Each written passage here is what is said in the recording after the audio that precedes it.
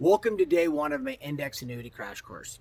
Today I'm with my family and some friends at the Grand Teton Mountain Range. Behind me is the Jackson Hole Ski Resort, and of course it's the summer, so it's hard to tell it's a ski mountain, but I can assure you it is Jackson Hole Ski Resort.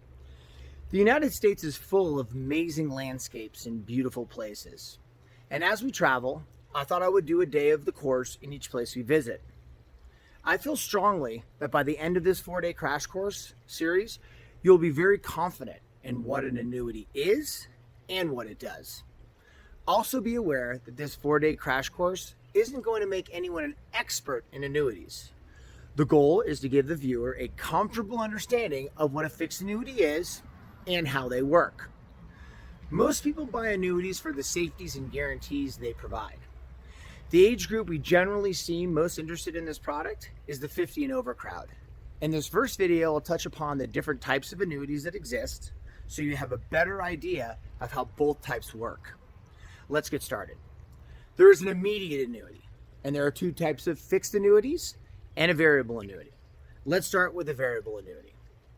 Variable annuities grow in value by taking risk investing in stocks and bonds by using mutual funds. This is the only type of annuity that can lose principal and earnings. Your value is not safe in a variable annuity.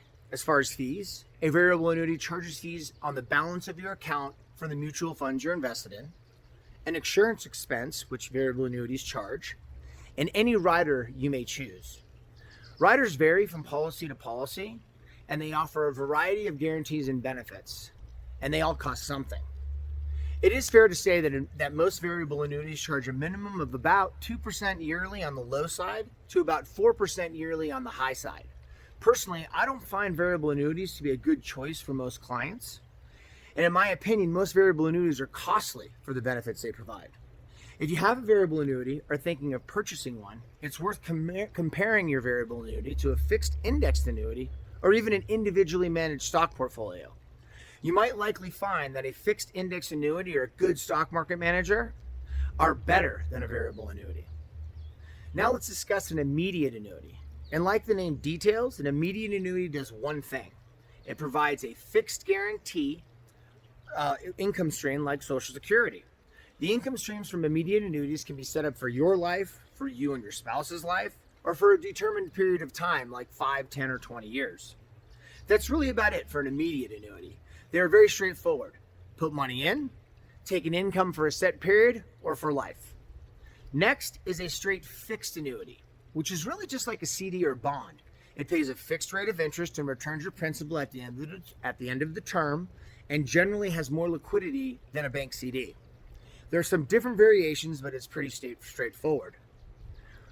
If you want to understand them more in detail, I'd be happy to help you. But since this crash course is focused on equity index annuities, we're going to switch gears and focus on that.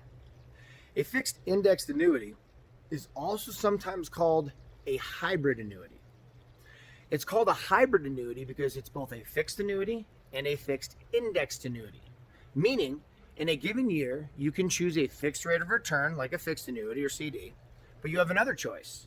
You can choose a link to a stock market index and attempt to earn a return via a stock market index, which is why they are called equity index annuities. But to be clear, you are not invested in the stock market with your principal or your interest. You are linked to the stock market index. The risk that you take is you make nothing in a given year, but you lose nothing. In terms of fees, you do not get charged a fee against your principal. The fee is built into the product, and you don't pay a yearly fee unless you opt for an insurance rider. Riders in most cases on these accounts, in my opinion, are not needed.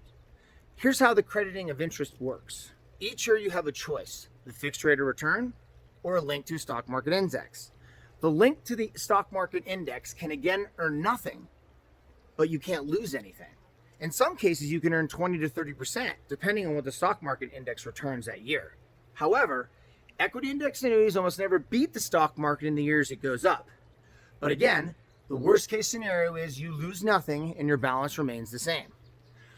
The point is you risk nothing for an opportunity to earn a lot more than a fixed rate.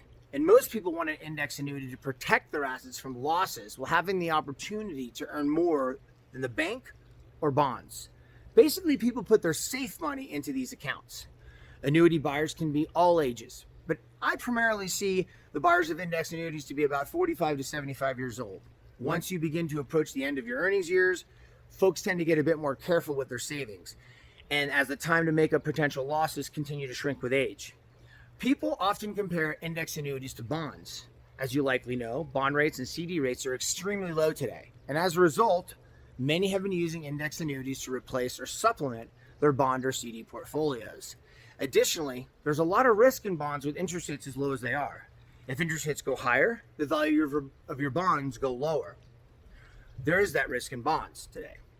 Okay, I think that's enough.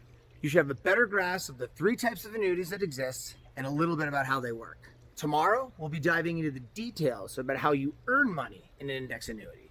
Thanks for watching.